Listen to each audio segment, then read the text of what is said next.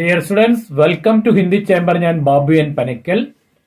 ഇന്ന് നമ്മൾ Kerala syllabus +2 Hindi focus ഏരിയയിൽ ഉൾപ്പെടുത്തിയിട്ടുള്ള ഒരു ചാപ്റ്ററാണ് ക്ലാസ്സിൽ അപ്ലോഡ് ചെയ്യുന്നത്.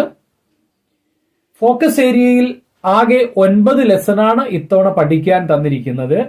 അതിൽ 7ാമതായിട്ട് തന്നിരിക്കുന്ന ലെസൺ ചാപ്റ്റർ 8 ആണ്.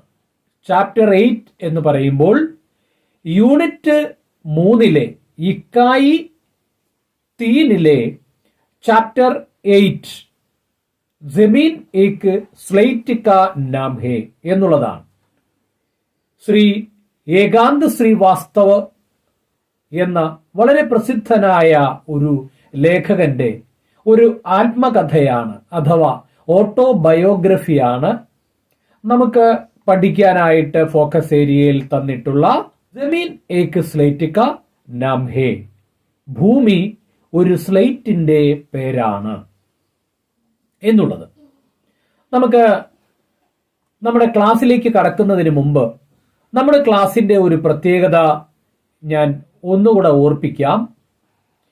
അതായത് ക്ലാസ് റൂമിൽ ഒരു അധ്യാപകന്റെ മുൻപിൽ ഇരുന്ന് എങ്ങനെയാണോ വിദ്യാർത്ഥികൾ ക്ലാസ് കേൾക്കുന്നത് അതുപോലെ ആയിരിക്കും നമ്മുടെ ക്ലാസ്സും. അതായത് നിങ്ങൾ ടെക്സ്റ്റ് ബുക്ക് ഓപ്പൺ ചെയ്ത് വയ്ക്കുക, അതുപോലെ നിങ്ങളുടെ കയ്യിൽ ഒരു പെൻസിലോ പേനയോ കരുതുക.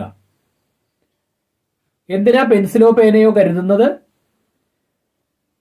നമ്മൾ പഠിക്കുന്നത് sentence by sentence, word by word, Malayalam എക്സ്പ്ലനേഷനോട് കൂടിയിട്ടാണ്.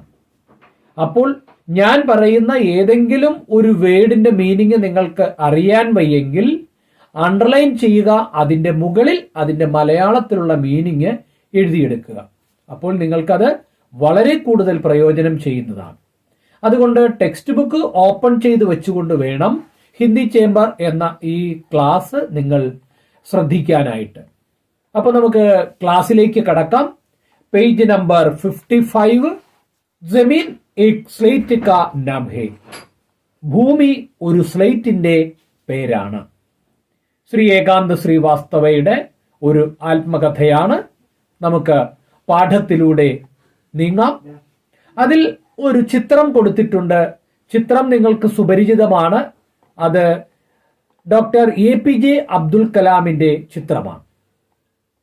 ആ ചിത്രത്തിന്റെ അടുത്തായിട്ട് 2 ചോദ്യങ്ങൾ കൊടുത്തിട്ടുണ്ട്. ചിത്രസേ ക്യാ താൽപര്യ ഹേ, എന്താണ് ആ ചിത്രത്തിൽ നിന്ന് മനസ്സിലാക്കാൻ സാധിക്കുന്നത്? 2, അഗ്നി കി ഉഡാൻ കിസ് വിധാ കി രചന ഹേ. അഗ്നി കി ഉഡാൻ, അഗ്നിച്ചിറകുകൾ, വിങ്സ് ഓഫ് ഫയർ എന്ന ആ ലെസൺ ഏത് രീതിയിലുള്ളതാണ്? അതും ഒരു ആത്മകഥയാണ്. ആ ആത്മകഥ എഴുതിയത് ഡോക്ടർ APJ അബ്ദുൽ കലാമാണ്. നമ്മുടെ മുൻ രാഷ്ട്രപതി ആയിരുന്നു അദ്ദേഹം.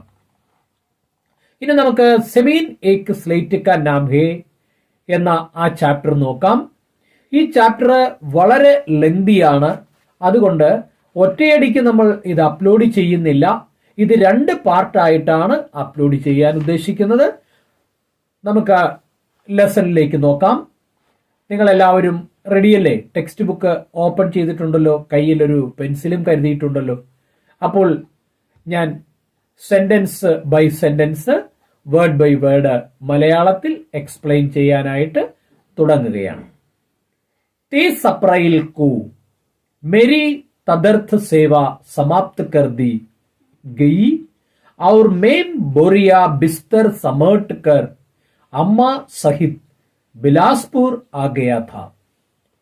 30 अप्रैल को, ഏപ്രിൽ 30 मेरी तदर्थ സേവ സമാപ്ത് കർദി, എന്റെ സേവനം അവസാനിപ്പിച്ചു. ഔർ മേം ബോറിയ ബിസ്തർ സമേറ്റ്കർ, ബോറിയ ബിസ്തർ സമേറ്റ്കർ മാനെ ഞാൻ യാത്രയാവുകയാണ്. ആരോടൊപ്പം? എന്റെ കെട്ടും കടാലുമൊക്കെ എടുത്തുകൊണ്ട് ഞാൻ യാത്രയാവുകയാണ്. ആരോട് സഹിതം? അമ്മാ സഹിത് ബിലാസ്പൂർ ആഗയാഥ, അമ്മയോടൊപ്പം ഞാൻ ബിലാസ്പൂരിൽ എത്തിക്കഴിഞ്ഞിരുന്നു. छोटा भाई गुड्डू लिवाने आया था ताकि सामान लाने में अकेले मुझे कठिनाई न हो. ഇളയ സഹോദരൻ കുഡു ഞങ്ങളെ കൂട്ടിക്കൊണ്ടുപോകുവാൻ വന്നിരുന്നു. അതുകൊണ്ട് സാധനങ്ങളും മറ്റും ഒക്കെ കൊണ്ടുപോകുന്നതിന് അധികം കഠിനായി മനെ ഡിഫിക്കൽറ്റി അഥവാ ബുദ്ധിമുട്ടുകൾ എനിക്ക് കൂടുതലായിട്ട് അനുഭവപ്പെട്ടില്ല. सामान लाना इसलिए जरूरी था कि अगले वर्ष पुनः साक्षात्कार में मैं चुन ही लिया जाऊं, इसकी ഗ്യാരണ്ടി नहीं थी. സാധനങ്ങൾ കൊണ്ടുപോകേണ്ടത് സെരൂരി താക്കി അത്യാവശ്യമായിരുന്നു. എന്താ കാരണം? അഗലേ വർഷ് പുനഃ സാക്ഷാത്കാരമേ അടുത്ത വർഷത്തെ വീണ്ടും ഉള്ള സാക്ഷാത്കാർ കൂടിക്കാഴ്ചയിൽ അഥവാ ഇന്റർവ്യൂവിൽ മേം ചുൻ ഹി ലിയ ജാവും ഞാൻ രണ്ടാമത് തെരഞ്ഞെടുക്കും എന്നുള്ളത് ഇസ്കി ഗ്യാരണ്ടി നഹിന്ദി അതിന് ഗ്യാരണ്ടി ഒന്നും ഉണ്ടായിരുന്നില്ല. ബിലാസ്പൂർ കെ ഘർ में താലാ ലഗാക്കർ സാരാ പരിവാർ ഗാവ് में പഹുഞ്ച. ബിലാസ്പൂരിലെ വീട്ടിന് താഴിട്ട് പൂട്ടി ഞങ്ങളുടെ കുടുംബം ഗ്രാമത്തിൽ എത്തിച്ചേർന്നു. അർസെ കെ ബാദ് ഗാവ് കെ ഘർ की लिपाई पुताई की गई. അർസെ കെ ബാദ് ലോങ് പീരീഡിന് ശേഷം ഒരു വലിയ പീരീഡിന് ശേഷം ഗ്രാമത്തിലെ വീട് ലിപായി പുതായി की गई മെയിന്റനൻസ് നടത്തി. ലിപായി പുതായി മനെ മെയിന്റനൻസ് ചെയ്തു. ബഹുത്ത് ദൗഡ് ഭാഗ് കെ ബാദ് വലിയ ഒരു തിക്കിനും തിരക്കിനും ശേഷം സെമീൻ കാ ഖരീദാർ മില. അങ്ങനെ വലിയ ഒരു തിക്കും തിരക്കിനും ശേഷം അഥവാ ഒരുപാട് കഷ്ടപ്പെട്ടതിന് ശേഷം ജമീൻ കാ ഖരീദാർ മില ഭൂമി വാങ്ങുവാൻ ഒരു ആളെ ലഭിച്ചു. 12,000 പ്രതി ഏക്കർ की दर से जैसा की अनुमान था. ഒരു ഏക്കറിന് 12 എന്നുള്ള റേറ്റ് വെച്ച് വിൽപ്പനയ്ക്ക് പോകേണ്ട ഒരു വസ്തുവാണ് എന്ന് അനുമാനിച്ചിരുന്നു. കുച്ച് ഔർ കീമത്ത് ആ സക്തി ഥി മഗർ മസ്ബൂരി കാ ഫായദ സഭി ഉഠാത്തെ ഹേ. പക്ഷേ കുച്ച് ഔർ കീമത്ത് ആസക്തി ഥി വില ഇനിയും കിട്ടുമായിരുന്നു.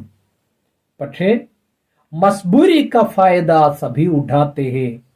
കുച്ച് ഔർ കീമത്ത് ആസക്തി ഥി കുറച്ചും കൂടി വില കിട്ടുമായിരുന്നു. മഗർ എന്നാൽ മസ്ബൂരി കാ ഫായദ സഭി ഉഠാത്തെ ഹേ. മസ്ബൂരി മാനെ ഹെൽപ്ലെസ് നിസ്സഹായ അവസ്ഥ. ഫായദ സഭി ഉഠാത്തെ ഹേ ഫായദ ഉഠാന മുതലെടുക്കുക.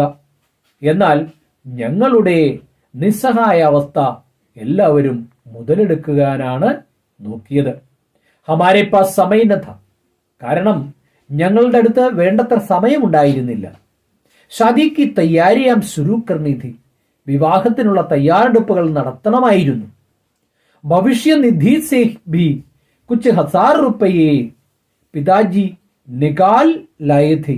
പ്രൊവിഡന്റ് ഫണ്ടിൽ നിന്ന് കുറച്ച് 1000 രൂപകൾ അച്ഛൻ പിൻവലിച്ചിട്ടുണ്ടായിരുന്നു.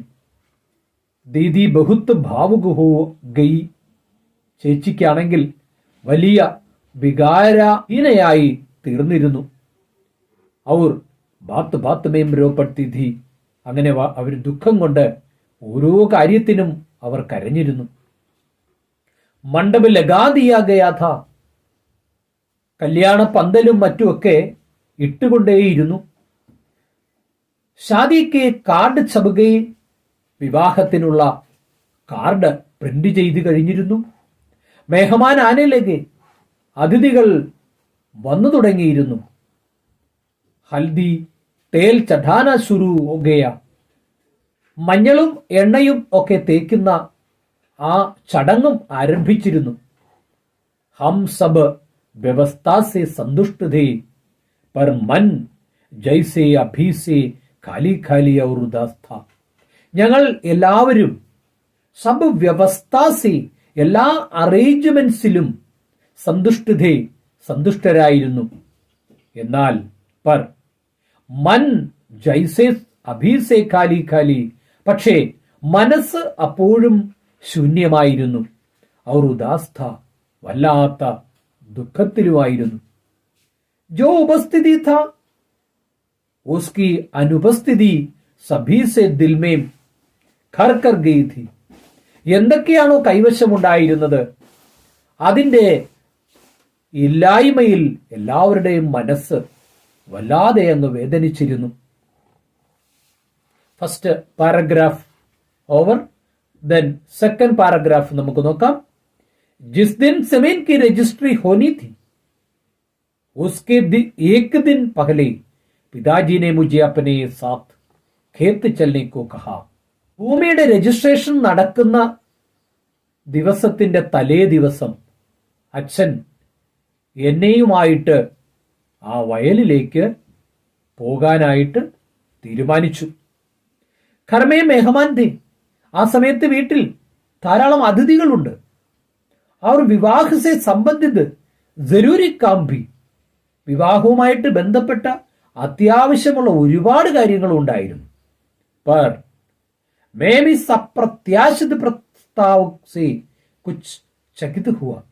ഇങ്ങനെ അപ്രതീക്ഷിതമായ ഈ ഒരു പ്രസ്താവന അച്ഛൻ പറഞ്ഞപ്പോൾ ഞാൻ വല്ലാതെ അതിശയിച്ചു പോയി. കല്യാണത്തിന്റെ ചട്ടവട്ടങ്ങളൊക്കെ നടക്കുന്നു, അതിഥികളെല്ലാം വീട്ടിൽ വന്നു, പന്തലുകളെല്ലാം തകൃതിയായി ഇടുന്നു, മഞ്ഞൾ തേക്കുന്ന ചടങ്ങുകളൊക്കെ നടക്കുന്നു. ഈ സമയത്ത് നാളെ രജിസ്ട്രേഷൻ നടക്കേണ്ട ആ ഭൂമി കാണാൻ ഇന്ന് പോകാം എന്നത് പോലുള്ള അച്ഛന്റെ പ്രസ്താവന എന്നെ വല്ലാതെ അതിശയിപ്പിച്ചു. ഏക് ദോ ദിൻ ബാദ് കഭി ചലേംഗെ പിതാജി കുച്ച് ഫുർസത്ത് മേം. അഭി തോ ഒന്നോ രണ്ടോ ദിവസം കഴിഞ്ഞിട്ട് പോയാ പോരെ അച്ഛാ. ഒരു ഇടവേള കഴിഞ്ഞിട്ട് ഒരു ഇടവേളയിൽ അച്ഛൻ പറഞ്ഞു, അഭി തോ कल रजिस्ट्री के बाद वह जमीन अपनी कहां रह जाएगी, फिर दूसरों की जमीन में क्या जाना. നാളെ രജിസ്ട്രേഷൻ നടക്കുന്ന ആ ഭൂമിയിൽ നമ്മൾ എങ്ങനെ പോകും? പിന്നെ അത് മറ്റൊരാളുടെ ഭൂമിയായി മാറിയില്ലേ?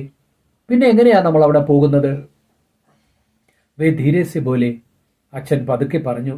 അച്ഛൻ വേദനയോടുകൂടി പറഞ്ഞു, യഹ് വാക്യ മുജി ആഹത്ത് കർ ഗയ. ഈ വാക്കുകൾ എന്നെ വല്ലാതെ അങ്ങോട്ട് മുറിവേൽപ്പിക്കുകയാണ് ചെയ്തത്. ജമീൻ ഏക് സ്ലേറ്റ് കാ നാം ഹേ എന്ന ഈ ലെങ്തി ലെസൺ ഫസ്റ്റ് പാർട്ട് ആയിട്ട് നമുക്ക് ഇത്രയും അപ്ലോഡ് ചെയ്യാം.